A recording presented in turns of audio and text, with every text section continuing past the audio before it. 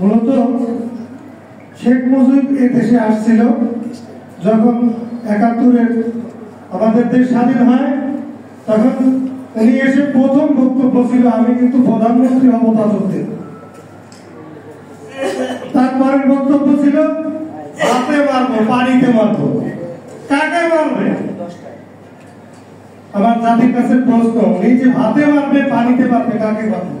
তারই ধারাবাহিকতায় ১৯৭৪ সালের ভয়াবহ দুর্ভিক্ষ, ৭৫ সালে তার সহপরিবারে হত্যা,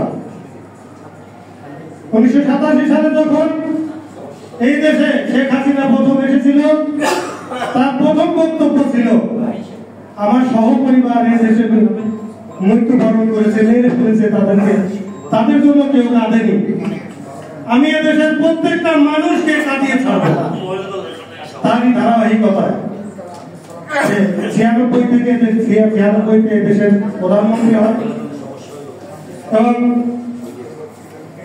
এইভাবে পরবর্তীতে আসে আর ১৭ বছর যাবৎ যে ধরনের অপকর্ম নিজেদের কর্মকাণ্ড দিয়ে শুরু করেছিল, পরবর্তীতে পুলিশ লিগ করে পুলিশ দিয়ে দেশের মানুষকে বিভিন্ন এমন কোন মানুষ নেই যে তার দ্বারা নির্যাতিত হয়নি। শুধু ভিন্ন মতের লোক নয়, আমরা দেখেছি বিভিন্ন জায়গা থেকে সাদা পোশাকে ভিন্ন মতের লোকজনকে তুলে নিয়ে গুম করেছে, খুন করেছে, অনেকের লাশ আমরা পর্যন্ত খুঁজে পাইনি। তারই ধারাবাহিকতায় জনতার অধিকার পার্টির চেয়ারম্যান, তাকেও সাদা পোশাকে ধরে নেওয়া হয়েছিল, হয়তো গুম করে ফেলত। আপনারা মিডিয়ায় যারা আছেন, হয়তো তাদের সহযোগিতায় আমরা তাকে ফিরে পেয়েছি আমাদের মাঝে।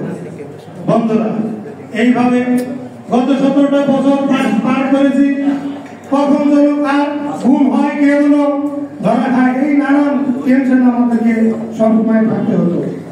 আজকে দেখছি যদিও ৫ তারিখে ৫ই আগস্ট যদিও দেশের স্বৈরাচার শাসক এদেশ থেকে বিতাড়িত হলেও তার বেতন তার আজ পর্যন্ত এখান থেকে নাই।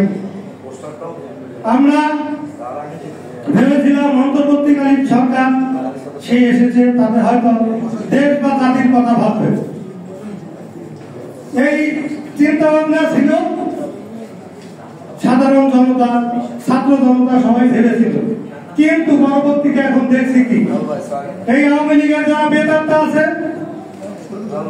আস্তে আস্তে উপদেষ্টা নিয়োগ দিচ্ছে তাদের মধ্য থেকে। আমরা ধিক্কার জানাই এই সমস্ত এই উপদেষ্টাদেরকে, যারা নিয়োগ দিচ্ছে তাদেরকে আমরা ধিক্কার জানাই।